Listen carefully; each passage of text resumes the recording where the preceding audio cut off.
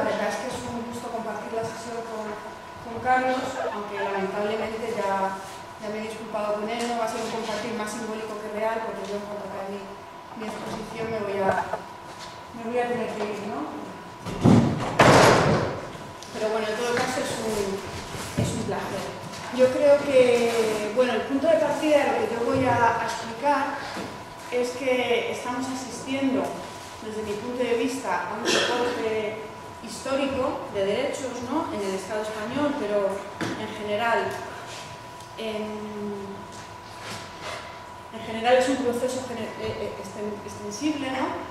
Desde luego es el caso del resto de los países de la Unión Europea. Resumiéndolo en una frase y por centrarme en aquellos derechos que más interesan para lo que yo voy a explicar, podríamos decir que se está desmantelando nuestro precario estado del bienestar, insisto en lo de precario, ¿no?, porque no se está desmantelando algo que ya hubiera llegado a su pleno desarrollo, ¿no?, sino que se está desmantelando algo que en su punto de partida ya estaba en muy precarias condiciones, ¿no?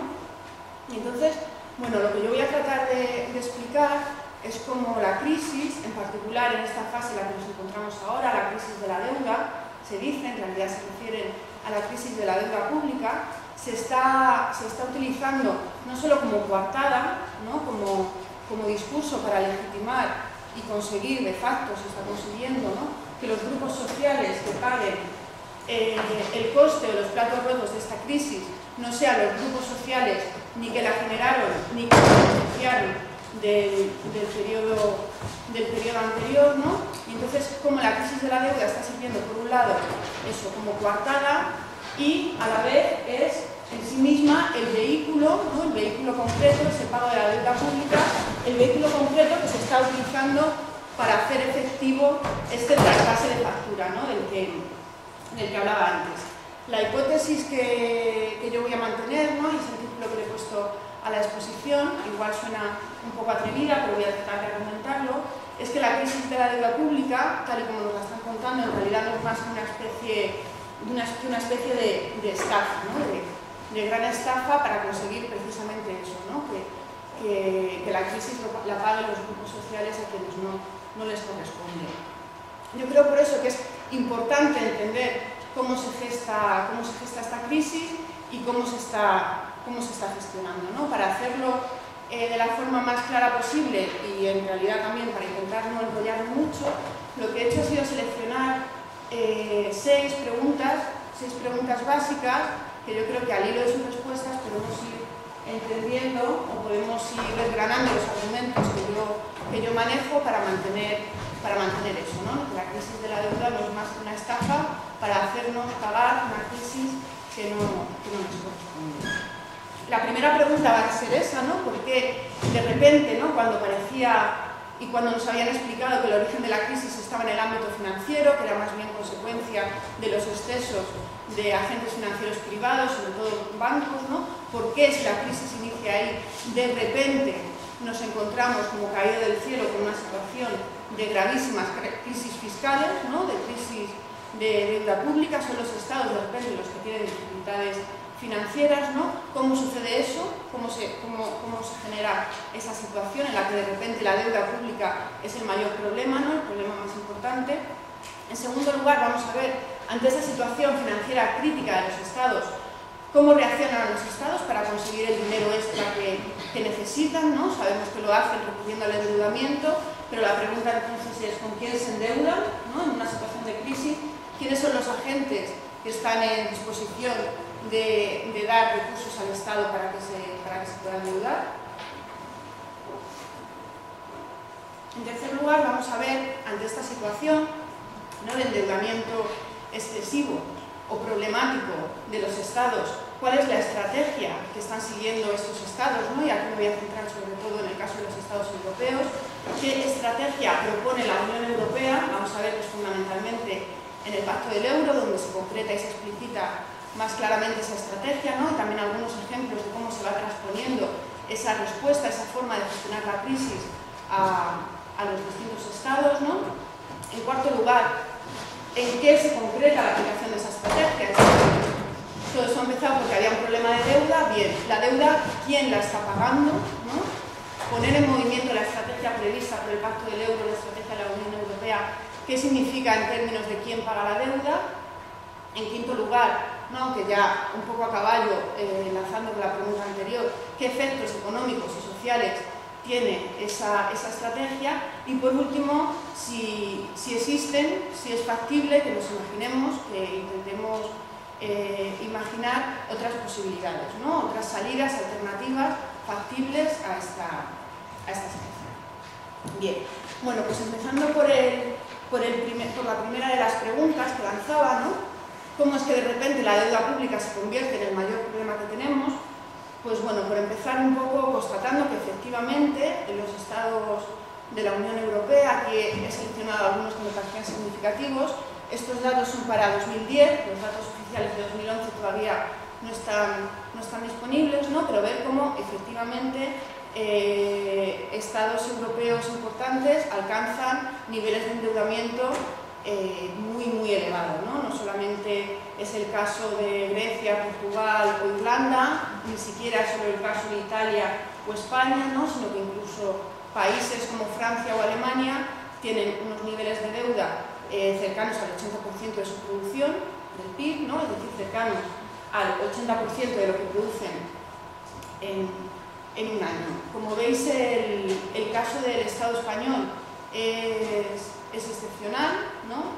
Ahora vamos a ver que sí se ha incrementado la deuda pública notablemente desde que se inició la crisis, y sin duda cuando tengamos los datos de 2011 vamos a ver que el dato es superior a ese 61%, pero bueno, en estos datos, ¿no?, nos cogen una foto estática de un momento y nos permiten comparar con los demás países, y vemos que el nivel de endeudamiento español es sensiblemente inferior al de otros países centrales, ¿no?, como pueden ser Alemania o Francia, ¿no? El por qué, si la deuda pública española está en niveles incluso podríamos decir moderados, ¿no?, si nos fijamos en estos datos de 2010, pensemos que el objetivo de deuda pública que marca la Unión Europea es el 60%, en 2010 el Estado español la estaba cumpliendo por los pelos, ¿no?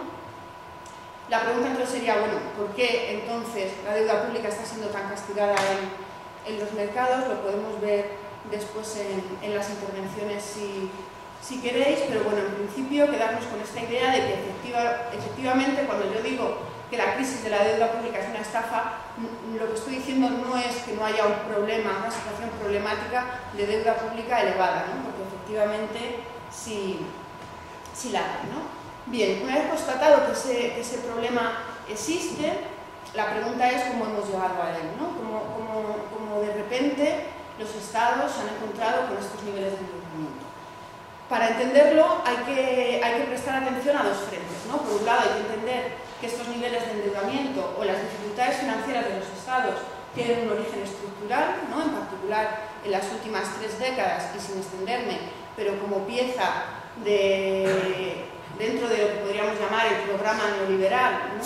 Hay una tendencia inequívoca a nivel mundial, ¿no?, pero especialmente en los países de la Unión Europea, de deteriorar la capacidad financiera y la autonomía financiera de los estados, ¿no?, de reducción sobre todo de lo que era su fuente principal de ingresos, que es la recaudación de impuestos, entre paréntesis, esta tendencia a disminución de los ingresos fiscales, ¿no?, del Estado, de la recaudación de impuestos, fundamentalmente, además no se produce de una forma homogénea, es decir, no es que se rebajen por igual todos los impuestos, sino que se produce de una forma regresiva, ¿no? Lo que tenemos en la mayor parte de los países son reformas y la asunción de beneficios fiscales que benefician fundamentalmente a las empresas, dentro de ellas sobre todo a las grandes empresas, y también a los grupos de población de mayor nivel de renta y de patrimonio, ¿no?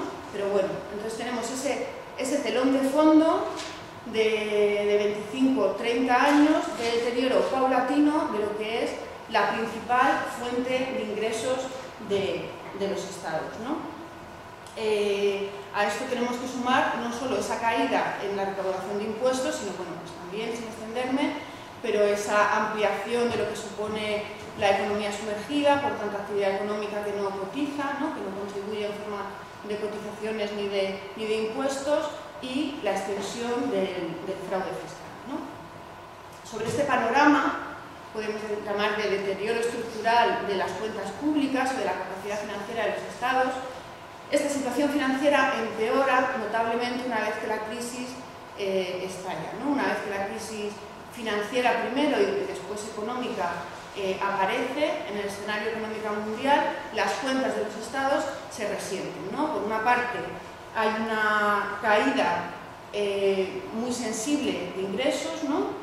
Aquí lo podemos ver, y por otra parte, bueno, los ingresos del Estado caen en momentos de crisis fundamentalmente porque los impuestos dependen, ¿no? Tanto de la actividad económica como del nivel del consumo de la población. En la medida que la actividad económica y el nivel de consumo caen, los impuestos que recauda el Estado ligados a estas actividades también se reducen, ¿no? Vemos como bueno, una tendencia que ya era decreciente desde mediados de los años 90, sí que hay una bajada que comienza en el año 2007, la línea verde, no se ve muy pronunciada, no se nota mucho. Ese es el promedio de la Unión Europea. Si nos damos cuenta que he seleccionado unos cuantos países periféricos, ¿no?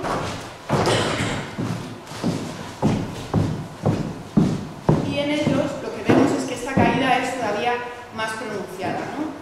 A partir del 2007, pues bueno, la caída de España es la más acusada, ¿no? Pero también la de Irlanda, la de Portugal o la de Grecia. Hay que decir que en contra de lo que se suele argumentar, ¿no? De que precisamente estos países periféricos se caracterizan por tener estados del bienestar insostenibles, ¿no? Es decir, por haber llevado, cabría pensar en los últimos años, una política de gasto público social en concreto, demasiado generosa, ¿no?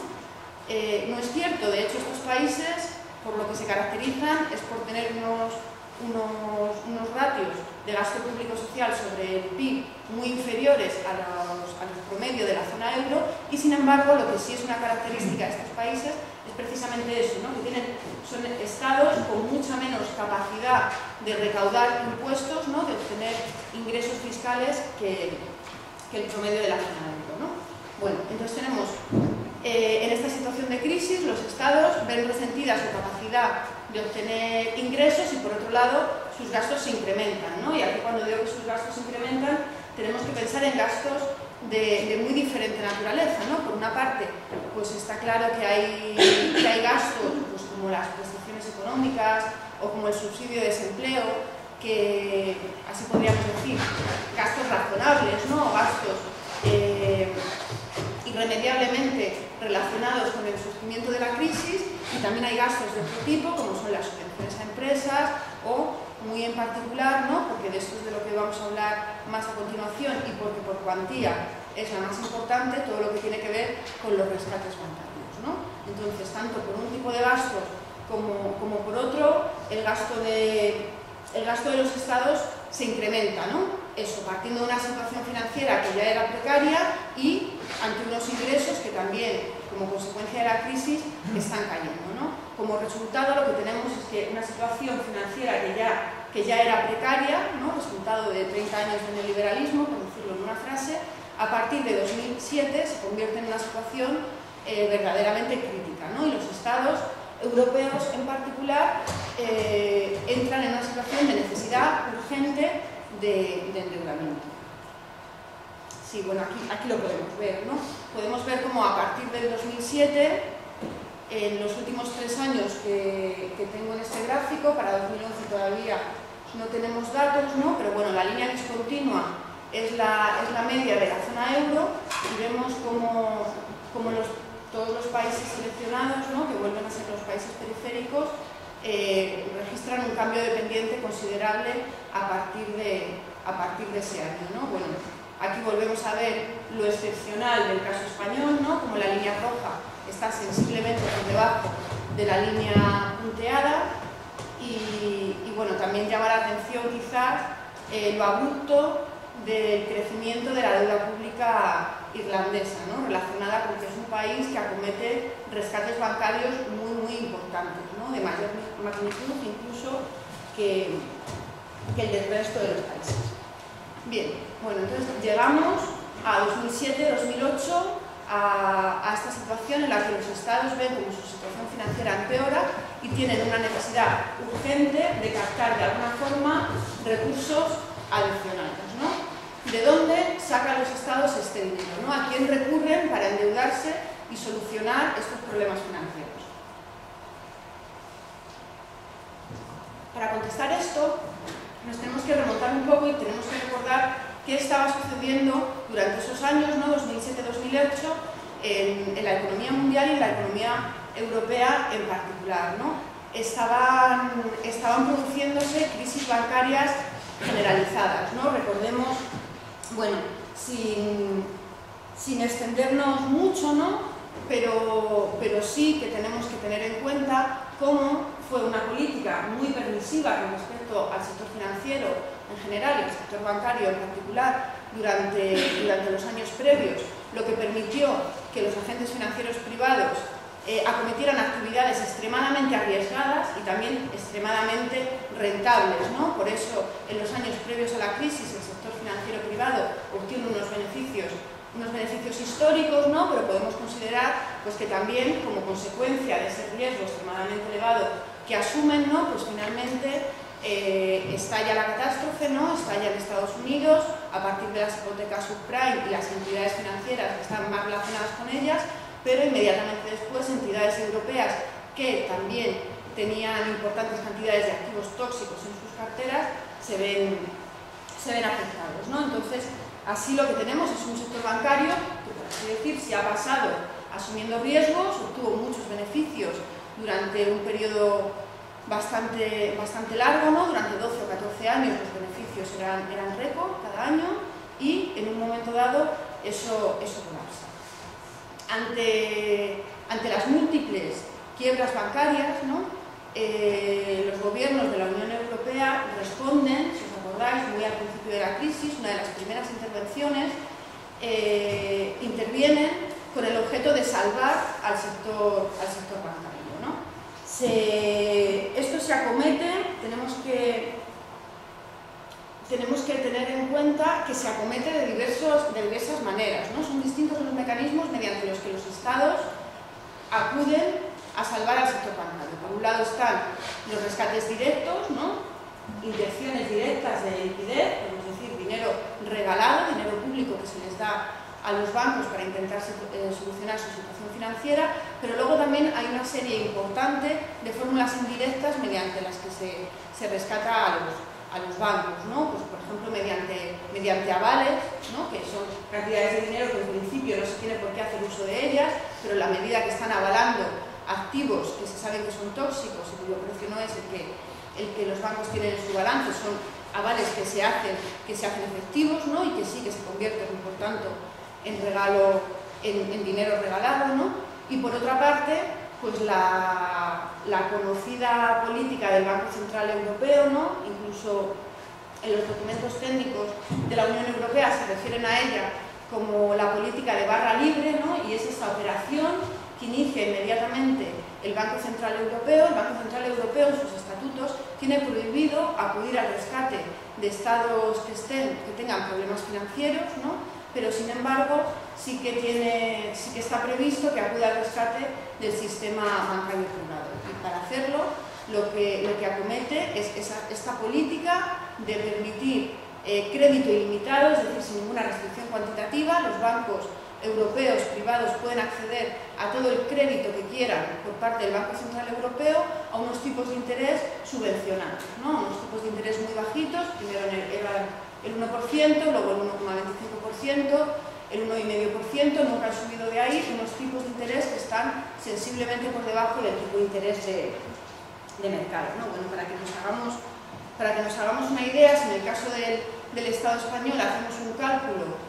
no ya de los rescates indirectos, no todo el dinero subvencionado a crédito bajito del que han hecho uso los bancos españoles, sino lo que han sido rescates directos, es decir, dinero regalado, ¿no? Y hacemos la cuenta desde 2007 hasta la actualidad, pues siendo bastante conservadores, ¿no? Porque esta cuenta hay distintas formas de hacerla y por eso seguramente si os habéis fijado en la prensa muchas veces dan datos distintos, ¿no? Precisamente por eso, porque cómo incluir los avales y demás es complicado, pero siendo muy estrictos y muy conservadores en el cálculo y considerando solo como ayuda directa lo que ha sido dinero claramente regalado, ¿no? Pues los cálculos nos llevan a estimar que más o menos en torno a un 9% del PIB español se ha transferido a los bancos desde 2007 mediante esta fórmula, ¿no?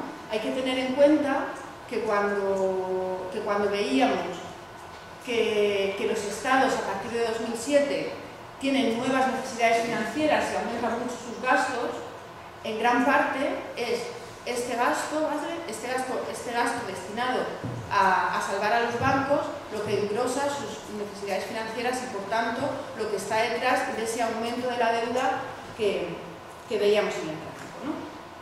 Bueno, la siguiente pregunta sería, bueno, ¿y qué hacen los bancos con todo este dinero que de forma directa, es decir, regalada, o indirecta, es decir, a un tipo de interés subvencionado, se les está dando, ¿no? El discurso oficial es que, claro, la Unión Europea, ya os he contado, el Banco Central Europeo no puede asistir financieramente a los estados. El modelo por el que se ha optado es porque sea el sector bancario privado quien sea responsable, es sobre quien descansa la función de proveer de crédito a la actividad económica, ¿no? La actividad económica ahora mismo, tal y como funciona en base al crédito. Un colapso en el suministro de crédito supone un colapso inmediato en la actividad económica, ¿no? Como pudimos comprobar en 2008, pero entonces las autoridades, la forma que tienen de evitar este colapso es no intervenir directamente, sino tratar de estimular a los bancos privados para que sean ellos los que provean de liquidez, de crédito a la economía, ¿no? Tanto a las empresas para que puedan invertir, como a las familias para que puedan seguir consumiendo, sobre todo esas compras que han de hacerse a crédito, ¿no? La compra de vivienda, de coches, incluso de algunos electrodomésticos. Ese era el discurso oficial y esa era un poco la excusa por la cual se justificaba que en un momento tan crítico como ese se estuvieran haciendo tantas concesiones, ¿no? Y se estuviera dando tanto dinero al sector bancario. Que el objeto era que el sector bancario transmitiera ese dinero en forma de créditos al resto de la economía. Bien, lo que sucede, sin embargo, es que bueno, pues los bancos son bancos, ¿no? Y los bancos privados pues funcionan como tal, y en una situación suya propia de dificultades financieras, además de mucha incertidumbre, porque ni siquiera muchos saben bien valorar cuál es la dimensión de sus problemas financieros, ¿no? Porque tienen activos en sus balances que no saben muy bien ni cuánto valen realmente, ¿no? O peor, saben que no valen nada o que valen muy poco. Pues bueno, en esa situación y en un contexto además de crisis general, en el cual conceder créditos a familias o a empresas no es un negocio en absoluto atractivo, pues los bancos privados optan por no transferir ese crédito al sector privado de la economía, ¿no? A empresas o a familias, y sin embargo descubren, tienen a su alcance, tienen la posibilidad de aplicar esos fondos en un destino que es a la vez muy rentable y a la vez muy seguro. Se trata precisamente de la deuda pública, ¿no? Esos años eran en los que veíamos que los estados, en buena parte, no solo, pero en buena parte debido al enorme desembolso hecho para salvar al sector bancario, tienen que recurrir a aumentar mucho sus emisiones de deuda. Entonces tenemos a unos estados emitiendo más deuda pública de lo normal y además haciéndolo a unos tipos de interés muy atractivos, ¿no? Porque precisamente el contexto de crisis y su propio deterioro en cuanto a su situación financiera hace que su deuda pública se vea como más arriesgada, ¿no? La deuda que emiten los estados, y por tanto los mercados piden más interés para atreverse a comprarla, ¿no? De esta forma los bancos tienen ese dinero público regalado o subvencionado, tienen un contexto nada alentador, ¿no? En el sector privado para dejar ese dinero, y sin embargo tienen la opción de comprar una deuda pública que es muy rentable y, como digo, también muy segura, ¿no? Efectivamente, durante esos años, en 2007-2009, cuando los estados están ampliando sus emisiones de deuda, cuando además los bancos europeos están deshaciéndose de activos tóxicos que habían comprado en Estados Unidos, el nuevo Eldorado, la nueva mina que descubre la banca europea, ¿no? Particularmente la banca alemana y la banca francesa, es comprar deuda pública, sobre todo de los países que están en peor situación, porque son los países cuya deuda pública es más rentable, ¿no? Aquí tenemos, en este gráfico tenemos la exposición bancaria alemana, que en realidad no es otra cosa que dentro de todo lo que tienen los bancos alemanes, cuánto es deuda pública de países periféricos europeos, ¿no?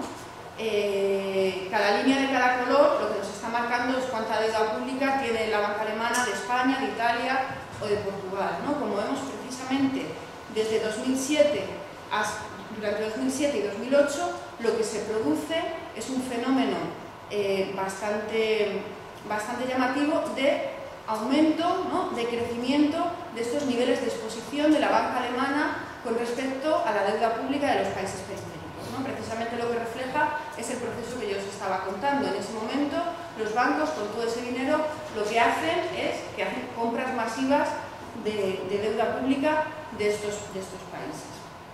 Aquí tenemos el caso de la banca francesa, ¿no? Y vemos que con diferencias por países, pero el proceso es parecido, ¿no? De 2007 y 2008, la banca francesa empieza antes a deshacerse de estos activos que la alemana, eso lo vamos a hacer luego, lo vamos a ver luego. Ahora nos interesa solo la parte de ascenso, ¿no? De la montaña, cómo esos años de crisis, estos bancos lo que están haciendo con el dinero público que les está llegando es comprar deuda pública. Bien, el resultado de este proceso, ¿cuál es? Es una especie de reciclaje de dinero, ¿vale? Es una especie de dinero de ida y de vuelta, ¿no? Lo que tenemos es un sector bancario a quien le habíamos dado dinero público o se lo habíamos prestado a un tipo de interés subvencionado, lo que hace es gastar ese dinero público en comprar la deuda que los estados han tenido que emitir para financiar ese salvamento de los bancos, ¿no? Lo que tenemos es que el dinero que ha ido para un lado vuelve para el otro. Desde el punto de vista del sector bancario, la jugada es redonda, ¿no? Es un negocio perfecto, porque son inversiones seguras y porque, ¿no?, les están permitiendo depurar sus activos tóxicos y comprar deuda pública, que es un activo más seguro y a la vez es muy rentable, ¿no? Lo que extraña es ver el proceso desde el punto de vista de los estados, ¿no? Claro, desde el punto de vista de los estados es algo así como decir, bueno, los estados se han gastado dinero en arruinarse, ¿no? Porque se han gastado dinero en una operación que al final les cuesta más dinero, ¿no? O sea, pensar que los bancos con dinero público regalado o con dinero público que se les concedía a un 1 o a un 1,25 como mucho, a un 1,5% de interés, están comprando una deuda pública que les está reportando una rentabilidad de un 4, de un 5, de un 6, de un 7, de un 8, en el caso de Grecia, incluso de rentabilidades de 2 dígitos, ¿no? El negocio es redondo y la otra cara del negocio es la ruina, que desde el punto de vista de las cuentas públicas, es decir, de los recursos públicos, supone esta operación, ¿no? Por esto tiene bastante sentido. Y luego volveré sobre esto, ¿no? Preguntarse realmente el resultado de este proceso de reciclaje de dinero, ¿cuál es? ¿No? ¿Quién debe a quién?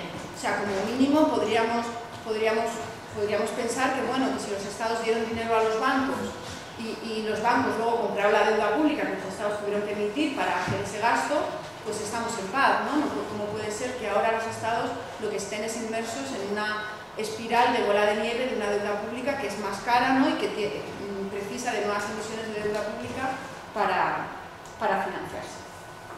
Bueno, frente a esta situación, ¿no? Frente a esta situación que contaba de espiral de deuda pública que se emite a unos tipos de interés además importantes y que por tanto se convierte en sí misma en un nuevo problema financiero, es decir, cuando antes decía los gastos públicos que aumentan debido a la crisis, ahora tendríamos que sumar atender el servicio, pagar los intereses y devolver una deuda pública que se está ampliando y que además tiene unos tipos de interés cada vez más caros, se convierte en un gasto adicional, ¿no? que empeora la situación financiera de los estados, ¿no? Y es de ahí de donde viene esta situación de crisis de deuda pública en la que ahora nos encontramos. Bien, ¿cuál es, desde el punto de vista del gobierno, ¿no? Desde el punto de vista de la Unión Europea, viendo primero más en general, la estrategia con la que se gestiona o con la que se pretende resolver esta situación de crisis de la deuda pública, ¿no? Bueno, en realidad la Unión Europea lo que hace es ser extremadamente coherente, ¿no? Y con esto me refiero a que lo que hace es poner en funcionamiento y actualizar, en algunos casos, los principios que venían conformando la forma de funcionamiento económico instaurada con el proceso de integración económica, ¿no? Tenemos que tener en cuenta que nos fijamos en el Pacto del Euro, ¿no? Es el Pacto del Euro el texto que yo creo que más bien nos puede servir de referencia para estudiar cuál es esta estrategia, pero el Pacto del Euro en realidad no hace nada más que actualizar e institucionalizar, es decir, dotar de mayor rango legal algunos de los principios que ya eran constitutivos en la Unión Europea, ¿no? Pensemos que si nos olvidamos de todo aquello que en el Pacto del Euro es papel mojado, ¿no? Por ejemplo, en el Pacto del Euro se habla de tener que regular de una forma más estricta el sector bancario y demás, pero en esa materia, hasta la fecha por lo menos, no se han acometido ningún tipo de medidas que sean dignas de estar en un PowerPoint siquiera, ¿no? No se ha hecho nada. Si nos centramos en los aspectos que en la práctica, bueno, que ya eran los ejes vertebradores del documento y que en la práctica han guiado la política económica de los estados para enfrentar la crisis, tenemos que centrarnos en 4 temas, ¿no? Por una parte, el Pacto del Euro lo que plantea, ¿no? Y lo que los países efectivamente llevarán a cabo es un proceso de represión salarial, ¿no? Se plantea que esa es la estrategia, esa es la fórmula. Por otra parte, es la que está utilizando Alemania en los últimos 15 años, ¿no? La forma de reactivar la economía, de ganar competitividad, ¿no? Siempre esta idea de que la forma es conseguir productos lo más baratos posibles para poder venderlos en el exterior, y dado que en la Unión Europea no se pueden devaluar las monedas nacionales, ¿no? Porque se ha renunciado a la soberanía en política cambiaria al acceder a la moneda única, la forma que hay para intentar ser competitivos, para intentar tener productos más baratos y poder venderlos en el exterior, es bajar los salarios, ¿no? Como digo, esto es lo que está haciendo Alemania, es lo que lleva haciendo Alemania por lo menos durante 15 años, ¿no? Según el caso, en algunos países lo que estamos viendo es congelamiento de salarios en términos reales, en otros lo que estamos viendo es directamente retroceso de estos salarios reales, ¿no? Y vemos que, bueno, que sí, que los estados aplican, ¿no? Los que ya tenían una estrategia de este estilo en marcha, la refuerzan esta directriz, ¿no? Pues en el caso español es muy clara, las recomendaciones concretas que se dan en el Pacto del Euro, ¿no? Por ejemplo, se recomienda que se desvinculen los salarios del crecimiento de la inflación, ¿no? Que los salarios estén vinculados a la inflación es una forma de garantizar que como mínimo mantienen su capacidad adquisitiva, y el salario crece poco a poco, lo mismo que crecen los precios de los bienes que los trabajadores y las trabajadoras van a tener que comprar con ese salario, ¿no? Lo que se recomienda y lo que se hace es que se desvinculen del crecimiento de la inflación y se vinculen, sin embargo, al crecimiento de la productividad, que en un contexto de crisis como este es lo mismo que decretar el no crecimiento de los salarios, ¿no? Se recomienda que se prescinda de los convenios colectivos, ¿no? De los marcos amplios para las negociaciones de condiciones salariales, ¿no? Y que se priorice la negociación en el seno de cada empresa, ¿no? Precisamente en ese sentido va la reforma laboral que se está tramitando en la actualidad, ¿no? Eso es una fórmula muy eficaz para debilitar la capacidad de negociación de los trabajadores, ¿no? Y por tanto es un mecanismo eficaz para bajar salarios. Y en tercer lugar, otra cosa que también sucedió aquí con el gobierno anterior, ¿no? Que llevó a cabo el gobierno de Rodríguez Zapatero, se recomiendan bajadas de los salarios de los empleados públicos, ¿no? Porque se considera, y es cierto, que el nivel salarial del sector público suele considerarse como referencia, precisamente porque suele ser mejor que el del sector privado, suele utilizarse como referencia para las negociaciones, ¿no?, en el sector privado. Bien. En segundo lugar, el Pacto del Euro recomienda, como siempre, ¿no?, en línea con lo que venía siendo la filosofía de siempre de la Unión Europea, que se flexibilice el mercado laboral, ¿no? En concreto, hace mucho hincapié en flexibilizar los mecanismos de salida del mercado laboral, que suena más o menos elegante. En realidad, los mecanismos de salida del mercado laboral es el despido, ¿no? Lo que se está recomendando es un abaratamiento del despido, que efectivamente se produce, ¿no? La reforma de la que antes hablaba, uno de sus puntos principales es que abarata y facilita, ¿no? No solo lo abarata, también lo facilita sustancialmente la capacidad de despido, ¿no? Igual que antes os decía, el tema salarial va siempre con la idea de lograr competitividad, pues el razonamiento que se hace en este caso, ¿no?, es que son las rigideces del mercado de trabajo lo que está impidiendo la reactivación económica, ¿no?, en la medida en que hace que a los empresarios y a las empresarias les dé miedo contratar, ¿no?, porque luego va a ser muy caro despedir, ¿no? Bueno, no me extiendo, pero hay evidencia sobrada de que los problemas del sector empresarial, por el cual no contratan, tienen más que ver con la debilidad de la demanda, es decir, precisamente con la poca capacidad adquisitiva de la población, ¿no?, y por tanto las malas expectativas de venta de estas empresas, y por otro lado con las dificultades de crédito, ¿no? Es desde este punto de vista un diagnóstico erróneo, ¿no?, sobre las causas del desempleo, pero eficaz en todo caso.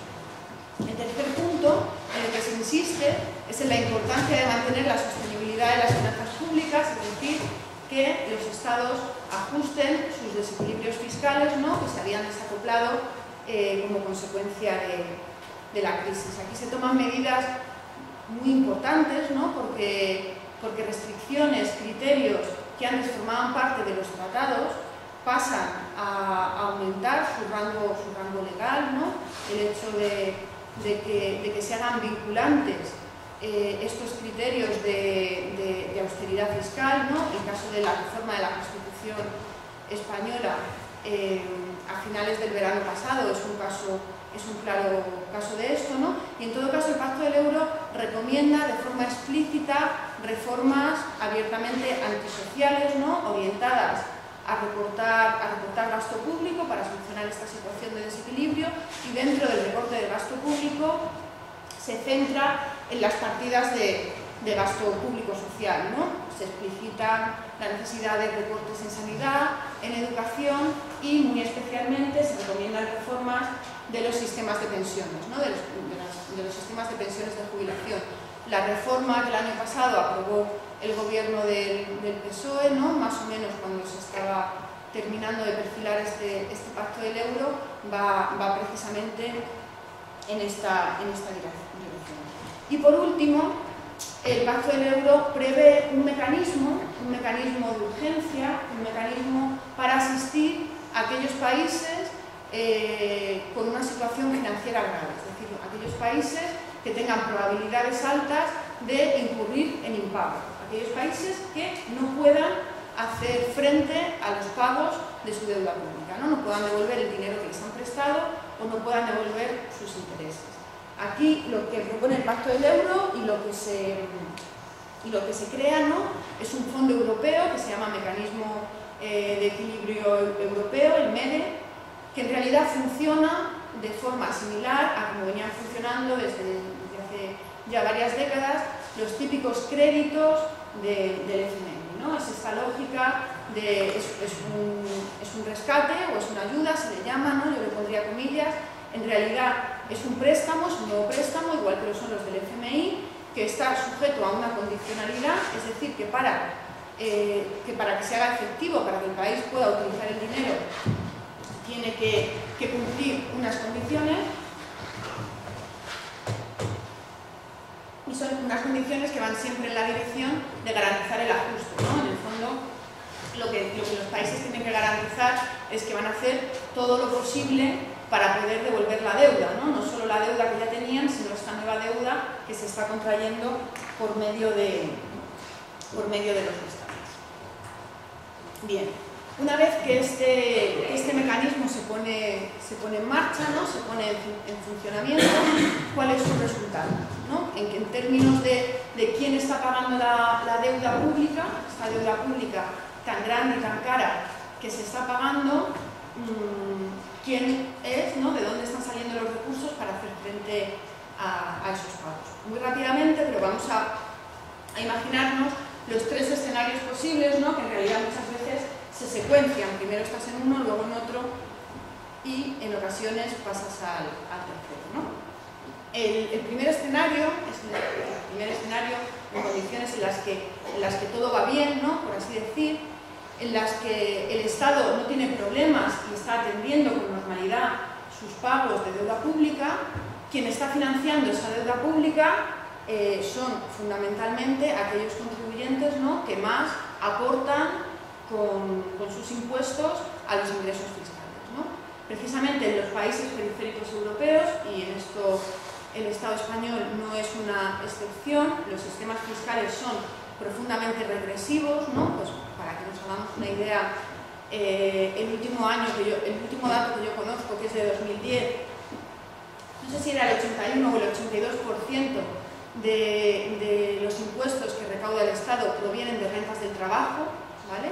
Y solo el resto, es decir, menos del 20%, provienen de rentas del capital. Tenemos que pensar que ahora mismo, cómo se reparte la renta entre trabajo y capital en nuestro país, es más o menos 55% capital, 45% trabajo, ¿no? No hace falta explicar que en ese 45% de trabajo hay muchísimas más personas que en ese 55% capital, ¿no? Pero incluso si hiciéramos el ejercicio de imaginarnos que son dos grupos homogéneos, ¿no? El capital se lleva un piquito más que el trabajo y sin embargo contribuye menos de un 20% a lo que es el pago de impuestos, ¿no? Por tanto, incluso en condiciones normales, incluso cuando todo va bien, el Estado, nuestros estados actuales, funcionan como una especie de Robin Hood al revés, ¿no? Que grava más proporcionalmente a quien menos renta tiene y por tanto el pago de deuda pública se lleva a cabo de una forma regresiva, es decir, estamos contribuyendo a ese pago de la deuda pública proporcionalmente más a aquellos grupos de población que tenemos menos, ¿no? Bien, si pasamos a un segundo escenario, ¿no? En el cual comienzan a vislumbrarse algunas dificultades para que los estados afronten sus pagos de deuda, ¿no? En el cual, según se dice, los mercados pierden la confianza.